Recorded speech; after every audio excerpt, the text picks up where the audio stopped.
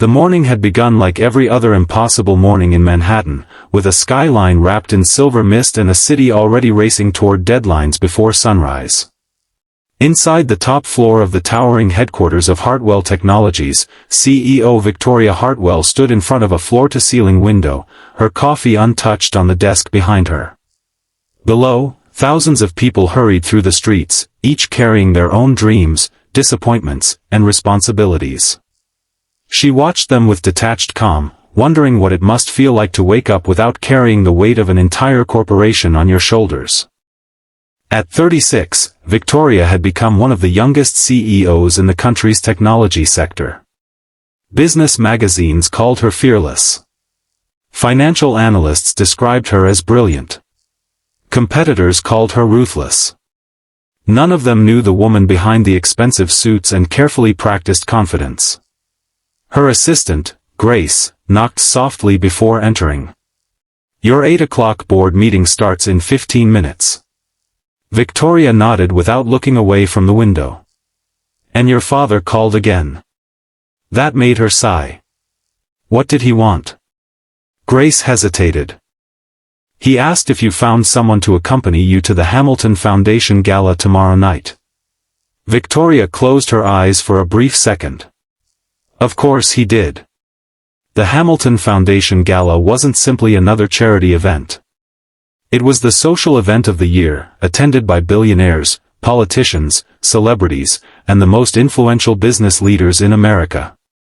More importantly, Victoria's company was preparing for a massive international merger, and nearly every investor who mattered would be in attendance.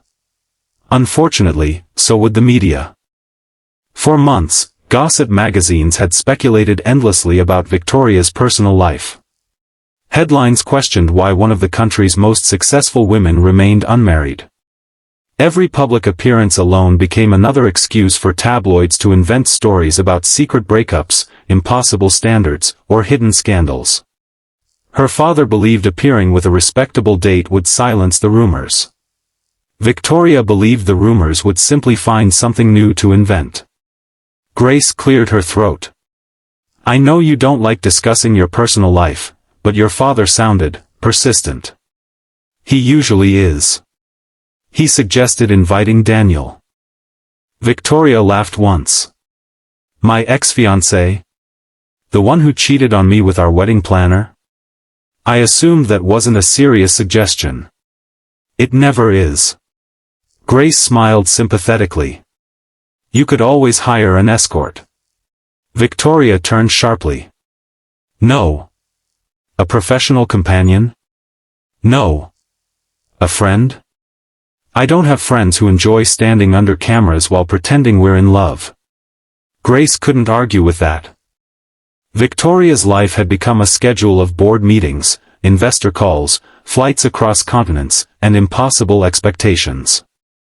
Somewhere between building a billion-dollar company and proving everyone wrong, she'd stopped having time for relationships. Sometimes she wondered whether she'd also forgotten how. Across the city, Ethan Brooks was already halfway through replacing an ancient kitchen faucet in a small apartment building. "Dad!" A little girl's voice echoed from the hallway. "You forgot my lunch." Ethan looked up just in time to see 8-year-old Lily running toward him with a paper bag. He smiled immediately. "There you are. You left it in the truck. I guess that means I'd have gone hungry." She giggled. "No. I would have gone hungry." He knelt to straighten the strap of her backpack. "You ready for school?" She nodded enthusiastically. "We have science today." "The volcano project?" "I made mine explode too early. That's usually how volcanoes work." She laughed so loudly that the elderly apartment owner smiled from her doorway. "I don't know how you do it," she said. "Do what?" "Raise that little girl all by yourself and still smile every day." Ethan shrugged. "Some days are easier than others." The woman looked toward Lily. "Your daddy's one of the good ones." Lily answered proudly. "I know." Those two simple words somehow meant more than every compliment Ethan had received in years. After his wife Emily passed away from cancer 3 years earlier, life had become a constant balancing act between work and fatherhood. He accepted every plumbing job he could find, often working 12-hour days just to afford Lily's school, rent, and everything else growing children somehow needed every month. Money stayed tight. Hope stayed alive. Mostly because Lily refused to let either of them give up. Late that afternoon, Victoria finally returned to her penthouse after another exhausting day. She'd barely stepped inside when she heard it. Drip. Drip. Drip. She froze. The sound came from the kitchen. Walking across the marble floor, she found water slowly leaking beneath the sink. Perfect. She grabbed her phone. The luxury building's maintenance office apologized immediately. "Our regular technician is out sick, Miss Hartwell. I need someone tonight. We've contacted an independent plumber. He should arrive within 30 minutes." Victoria wasn't thrilled about strangers entering her home, but water spreading across imported hardwood floors quickly outweighed her discomfort. Exactly 28 minutes later, the doorbell rang. She opened the door expecting someone twice her age. Instead, she found a tall man wearing faded jeans, work boots, and a navy blue work shirt with the name Ethan stitched above the pocket.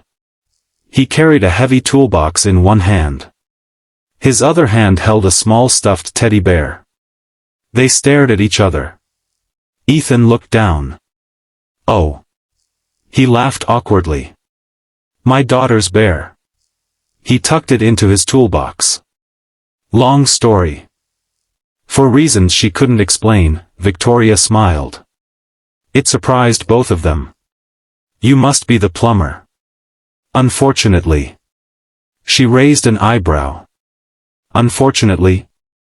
I'd rather introduce myself as a millionaire." Despite herself, she laughed. "Aren't we all?" The tension disappeared instantly. "I'm Ethan." "Victoria." He stepped inside carefully after slipping disposable shoe covers over his boots without being asked. Small detail. She noticed. People usually assumed wealthy homeowners wouldn't care about dirty floors because someone else cleaned them. Ethan clearly didn't think that way. He walked toward the kitchen. "So what's happening?" She explained the leak while he listened without interrupting. Within seconds he was kneeling beneath the sink. What?" The previous installer took shortcuts. "You can tell already? I've been fixing other people's shortcuts for 15 years." She leaned against the counter watching him work. His movements were calm. Efficient. Confident without showing off. Unlike many executives she met daily, Ethan never acted as though he needed to prove he was the smartest person in the room. He simply focused on solving the problem. After a few minutes he looked upward. "Would you mind turning on the faucet?" She did. Water sprayed unexpectedly. Straight into Ethan's face. Silence. Victoria covered her mouth. "I'm so sorry." Ethan wiped his eyes before bursting into laughter. "I probably deserve that." She blinked. "You think getting soaked is funny? Compared to some Mondays I've had?" "Absolutely." She found herself laughing too. It had been a long time since laughter came so naturally. He finished repairing the pipe within 40 minutes. "Try it now." She turned on the faucet again. Perfect. No leak. No more swimming pool under your sink. Thank you. He packed his tools while she processed the invoice. When she saw the amount, she frowned. This can't be right.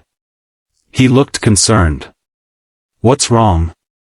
This is much less than I expected. He shrugged. It's the correct price.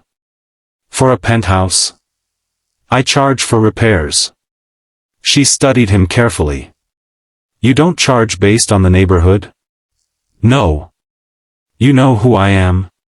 He looked genuinely confused. Should I? For the first time in years, someone had no idea she was the CEO whose face appeared on magazine covers. It felt strangely refreshing. "I'm just Victoria." He smiled. "Nice to meet you, just Victoria." Another laugh escaped before she could stop it. As Ethan headed toward the front door, his phone rang. He answered immediately. "Hey, sweetheart." Victoria couldn't help overhearing. "No, I haven't forgotten. I'll bring pizza. Homework first. I love you too." His expression softened in a way she hadn't seen while he worked.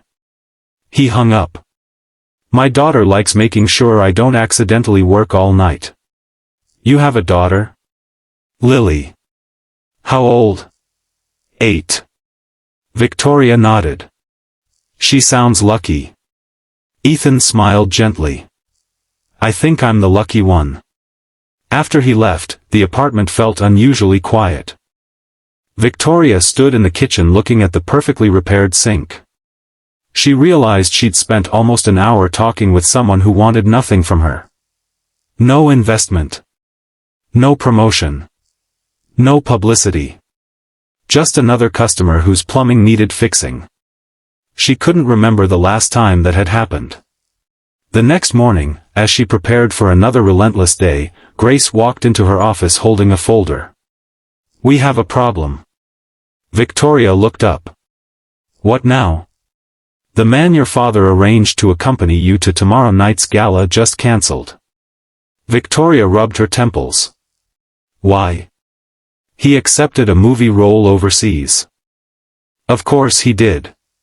Grace hesitated before speaking again. "I know this sounds ridiculous. I'm already worried. But remember the plumber from last night?" Victoria looked up slowly. "The one who fixed your sink. What about him?" Grace smiled. "You said he was polite, confident, and didn't know who you were." Victoria stared at her assistant for several long seconds. Then she laughed. "You're joking." "I wasn't." "You seriously think I should ask a single father who fixes sinks to pretend to be my date at the most exclusive gala in the city?" Grace folded her arms.